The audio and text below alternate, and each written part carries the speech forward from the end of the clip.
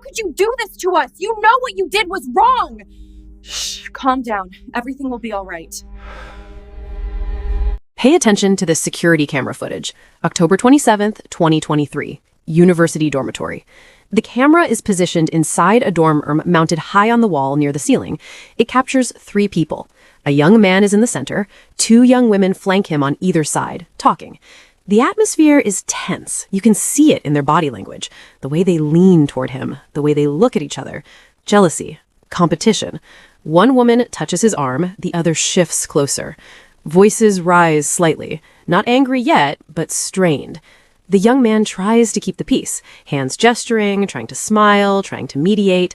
This footage isn't a crime scene. Nothing violent happens here. But it's the last time anyone sees Blake Anderson alive in a safe environment. The last moment before someone in this room decides to kill him. Within hours, he'll be dead, and the investigation that follows will hinge on a microscopic piece of evidence that proves who crushed those pills, who twisted that cap, and who watched him die. October 28th, 2023, 6:47 a.m. A campus security officer conducting routine rounds finds a parked car in the east lot near the football stadium. The engine is off. The windows are fogged. Something feels wrong. He approaches, looks inside. A young man is slumped in the driver's seat, unresponsive. The officer calls it in. Paramedics arrive at 6:54 a.m. They pronounce him dead at the scene. No visible trauma, no signs of struggle. An empty coffee cup in the center console, a pill bottle on the passenger seat. Empty. The victim is identified as Blake Anderson, 22 years old, senior at University of Georgia, captain of the football team. 6'3", athletic, charismatic. Everyone on campus knew him. Recruited on partial scholarship, played linebacker, natural leader on and off the field. But his personal life was complicated. He had 2 women in his life. One was his girlfriend, the other was his best friend, and one of them was about to kill him. Sophia Palmer, 21 years old, junior, Blake's girlfriend for 8 months, on and off since February 2023. Their relationship was a cycle, breaking up, getting back together, breaking up again. It was intense, passionate, but unhealthy. Sophia was possessive. She monitored Blake's phone, she showed up places unannounced, she demanded constant updates on his location. Blake's teammates told him it wasn't good for him, but he kept going back. Sophia came from wealth. Father was a corporate attorney. Mother owned real estate. She grew up getting what she wanted, and what she wanted was Blake exclusively, no one else in his orbit. Kennedy Brooks, 21 years old, junior, pre-med track, Blake's best friend since freshman year.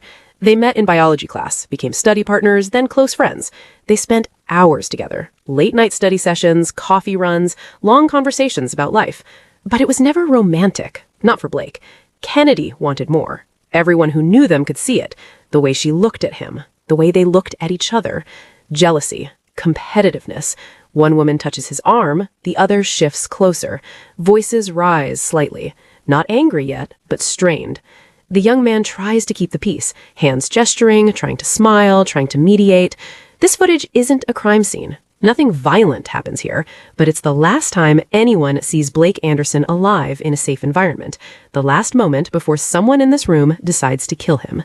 Within hours, he'll be dead, and the investigation that follows will hinge on a microscopic piece of evidence that proves who crushed those pills, who twisted that cap, and who watched him die. Everything when he needed her, the way she was always there. But Blake only saw her as a friend. He told her that explicitly, multiple times. Kennedy said she understood, said she was fine with it, but she stayed close, waiting, hoping maybe one day he'd change his mind. Kennedy was at Georgia on a full academic scholarship. Mother was a nurse, father worked construction. She worked part-time at the campus library to cover expenses. Quiet, studious, observant, the complete opposite of Sophia. Blake, Sophia, Kennedy. 3 people whose lives were about to intersect in the worst possible way. Spring and summer 2023. Blake and Sophia's relationship was a roller coaster. Every time they broke up, Blake spent more time with Kennedy. She was his emotional anchor, his constant, the person he turned to when things fell apart with Sophia. Sophia hated it. She saw Kennedy as a threat, accused Blake of having feelings for her. Blake denied it, insisted Kennedy was just a friend. Sophia didn't believe him.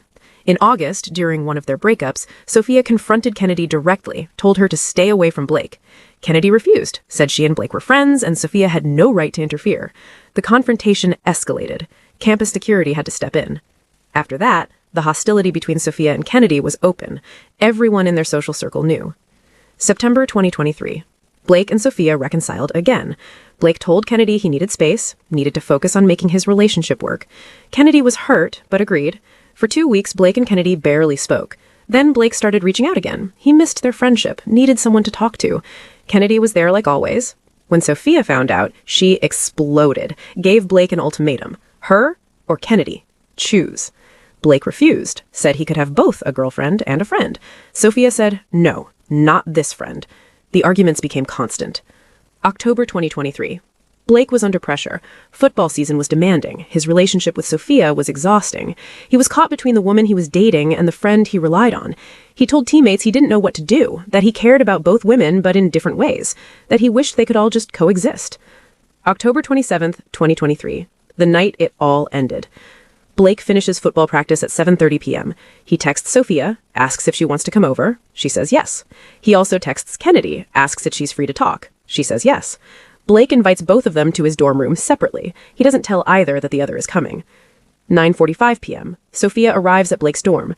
Security footage from the hallway shows her entering the building and walking to his room. She knocks. Blake lets her in. They start talking. Blake wants to have a serious conversation about their relationship, about their future. Sophia interprets this as Blake wanting to commit. 10:15 p.m. Kennedy arrives. Hallway footage shows her approaching Blake's door. She knocks. Blake opens it. Kennedy sees Sophia inside. She's confused. She didn't know Sophia would be there. She almost leaves, but Blake asks her to stay, says they all need to talk. Kennedy hesitates, then agrees. 10:20 p.m. to 11:52 p.m. All three are in Blake's room. The security camera inside the room captures the scene. Not perfectly, it's angled from high on the wall, but you can see the bed. Blake sitting in the center, Sophia on his left, Kennedy on his right. The tension is immediate. Sophia is animated. Her hands move as she talks. Her voice is raised at points. Kennedy is quieter, but her body language is defensive, leaning forward, engaged. Blake is in the middle, literally and figuratively. He's trying to mediate, trying to calm them both down. At one point, Sophia stands up. Her voice gets louder. The audio on the camera is muffled, but you can make out fragments. Something about choosing, about being done with this. Blake responds. His voice is steady, trying to reason, but the argument doesn't de-escalate. Eventually, Sophia grabs her jacket. She's done. She storms out. The camera shows her leaving the room, slamming the door behind her. 10:53 p.m. Hallway footage shows Sophia leaving the dormitory building. She's walking fast. Her posture is rigid, angry. She doesn't look back. Blake and Kennedy are alone now. The camera inside the room shows them sitting on the bed talking. Kennedy leans toward him, her hand on his arm, comforting. Blake looks exhausted, stressed. They talk for about 10 minutes. Then Kennedy stands. She says something. Blake nods. They both leave the room. 11:04 p.m. Hallway footage shows Blake and Kennedy exiting the dormitory building together. They walk toward the east parking lot. Blake's car is parked there. A witness later reports seeing them get into Blake's car. Kennedy in the passenger seat, Blake driving. The witness assumes they're going somewhere to talk, maybe to get coffee, maybe to drive around and decompress. It's not unusual. Blake and Kennedy have done this before. The car leaves campus. That's the last confirmed sighting of Blake Anderson alive. The next morning, Blake is found dead in his car, parked in the east lot near the football stadium, the same lot he left from the night before. He's in the driver's seat, slumped forward. The engine is off. The doors are locked. An empty coffee cup is in the center console. A prescription pill bottle is on the passenger seat, empty. The label has been torn off. The initial assessment is overdose, possibly accidental, possibly intentional. But when toxicology results come back 4 days later, the truth becomes clear. Blake had a lethal amount of zolpidem in his system, Ambien, a prescription sleep medication. Combined with the caffeine from the coffee, it would have made him disoriented, drowsy, eventually unconscious, then dead. The medical examiner estimates time of death between midnight and 2 a.m. on October 28th. This wasn't an accident. This wasn't suicide. Someone gave Blake those pills. Someone crushed them. Someone mixed them into his drink, and someone watched him die. Detectives begin interviewing everyone who was with Blake that night. They start with Sophia and Kennedy. Sophia's statement. She tells detectives she was at Blake's dorm from 9:45 p.m. to around 10:53 p.m. There was an argument. Blake had invited Kennedy without telling Sophia. Sophia was furious. She felt ambushed. She confronted Blake, asked him to choose, her or Kennedy. Blake wouldn't give her an answer. Sophia got angrier. She left, went straight back to her sorority house. Her sorority sisters confirm she arrived around 11:15 p.m. She was upset, crying, venting about Blake and Kennedy. She went to her room, stayed there for the rest of the night. Sophia insists Blake was alive when she left, and she never saw him again. Kennedy's statement. She tells detectives she arrived at Blake's dorm around 10:15 p.m. She was surprised to see Sophia there. Blake said he wanted to talk to both of them to try to resolve the tension. The conversation became heated. Sophia demanded Blake choose between them. Blake said he shouldn't have to. Eventually, Sophia left. After Sophia was gone, Blake was really stressed. Kennedy suggested they go somewhere to talk, get away from the dorm. Blake agreed. They got in his car, drove to a coffee shop off campus, got 2 coffees to go, then drove back toward campus. They parked in the east lot near the stadium. It's quieter there. They sat in the car, talked for maybe 30 minutes. Blake told Kennedy he didn't know what to do about Sophia, that the relationship was exhausting, that he cared about Kennedy as a friend, but nothing more. Kennedy says she understood. She told him he needed to do what made him happy. Around midnight, Kennedy says she got out of the car, told Blake she was going to walk back to her apartment. It's only 10 minutes from the stadium. Blake said he was going to sit there for a bit, clear his head. Kennedy left. That's the last time she saw him. She insists he was alive. Tired, but alive. Kennedy's roommate confirms Kennedy arrived at their apartment around 12:20 a.m. Kennedy seemed upset, but not panicked. She said she and Blake had talked, that things were complicated. She went to her room. Her roommate didn't see her again until the next morning. Both women have alibis. Both claim Blake was alive when they last saw him. But someone is lying, because Blake didn't die on his own. Detectives focus on the pill bottle found in Blake's car. The label is torn off, but pharmacy records are pulled for both women. Sophia has a prescription for Ambien. She's been taking it for insomnia for 6 months. Kennedy has no prescription for any sleep medication. The bottle is sent to the lab for fingerprint analysis. No usable prints are recovered from the exterior. It's been wiped or handled with gloves. But then forensics decides to check the interior threading of the cap. This is the part you twist to open a child-proof bottle. It's recessed, protected, harder to wipe clean. And there, inside the threading, they find something. Epithelial cells, skin cells, DNA from contact. The DNA is tested. It's a match. Kennedy Brooks. Detectives bring Kennedy back in. They confront her with the evidence. Kennedy is stunned. She insists she never touched that bottle, never opened it, never handled it. She says someone is framing her. Maybe Sophia, maybe someone else, but the evidence is damning. The DNA found inside the cap threading isn't something you leave by accident. You don't casually touch the interior of a child-proof cap. You only touch it if you're intentionally twisting it open, if you're trying to access what's inside. The forensic analyst testifies that the location of the DNA proves Kennedy unscrewed the cap deliberately, intentionally. This connects her directly to the weapon used to kill Blake.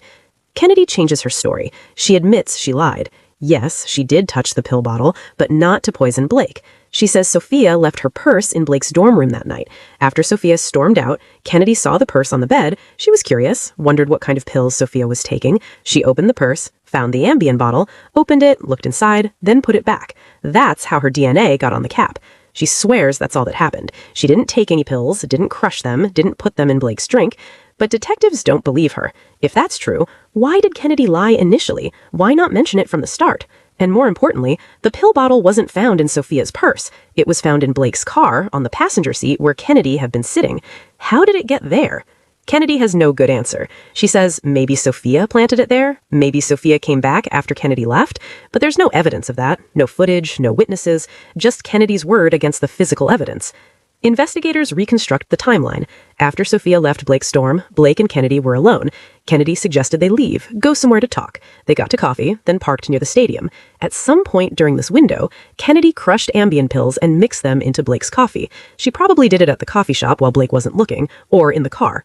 While Blake was focused on driving, Blake drank the coffee, didn't taste anything wrong. Within 30 to 40 minutes, the medication would start to take effect. He'd feel drowsy, disoriented. By the time Kennedy got out of the car around midnight, Blake was already impaired. Kennedy left him there, knowing he was dying, or maybe hoping he would die. By 2 a.m., he was dead. Kennedy is arrested, charged with first-degree murder. The prosecution's case is built on forensic evidence, timeline, and motive. The trial begins in March 2024. The prosecution lays out the case. Kennedy Brooks was in love with Blake Anderson for years. Blake saw her only as a friend. On October 27th, Blake made it clear he was choosing Sophia. Kennedy couldn't accept that. During the confrontation in Blake's dorm, Kennedy saw an opportunity. Sophia's purse was there. Sophia's Ambien was inside. Kennedy opened the bottle, took pills, crushed them later, mixed them into Blake's coffee. Blake drank it. Kennedy waited until the pills took effect. Then she left. She walked back to her apartment, left Blake dying in his car. The DNA evidence is irrefutable. Kennedy's DNA inside the cap threading proves Kennedy opened the bottle. The timeline and her lies prove intent. The defense argues Kennedy is being framed, that Sophia had more motive. Sophia's relationship with Blake was toxic. When Blake refused to choose her that night, Sophia snapped. She poisoned him. Then she planted the pill bottle in Blake's car to frame Kennedy. The defense points out that Sophia had easier access to the pills. They were hers, her prescription. But the prosecution counters. If Sophia wanted to kill Blake, why would she use her own medication? Why leave evidence that traces directly back to her? Kennedy used Sophia's pills specifically to frame Sophia, but the DNA evidence betrayed her.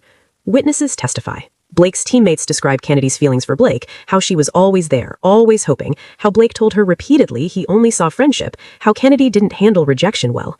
Sophia testifies about the night of October 27th, about the argument, about leaving her purse behind, about how Kennedy was the last person alone with Blake.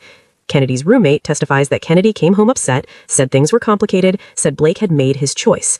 The forensic analyst is the key witness. She explains the DNA evidence in detail. Epithelial cells from Kennedy's fingertips were found inside the threading of the bottle cap.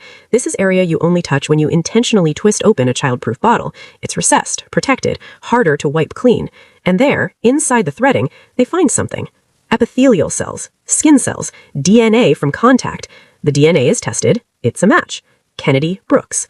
Detectives bring Kennedy back in. They confront her with the evidence. Kennedy is stunned. She insists she never touched that bottle, never opened it, never handled it. She says someone is framing her. Maybe Sophia, maybe someone else.